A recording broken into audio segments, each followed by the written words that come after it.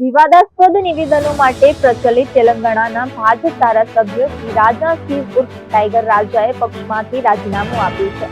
રાજ્યમાં પ્રદેશ પ્રમુખનું પદ સોંપવામાં ન આવતા શ્રી રાજાસિંહને રાજીનામું આપ્યું હોવાનું જાણવા મળ્યું છે. તેમણે રાજીનામાનો પત્ર સોશિયલ મીડિયા પર શેર કરતા કેપ્શન લખ્યું હતું કે મૌનને સહમતિ સમજવી નહીં. હું માત્ર મારા માટે નહીં પરંતુ એવા અસંખ્ય કાર્યકરો અને મતદારો વિશે બોલી રહ્યો છું જેઓ અમારા પર વિશ્વાસ ધરાવે છે. તેઓ અમારી સાથે ઊભા હતા અને આજે નિરાશ થયા છે. ગોસાઈમહોલના ધારાસભ્યે ભાજપના હાઈકમાન્ડને થોડા દિવસ પહેલા જ એક વિડીયો મેસેજ મારફત પ્રદેશ પ્રમુખ બનવાની અપીલ કરી હતી.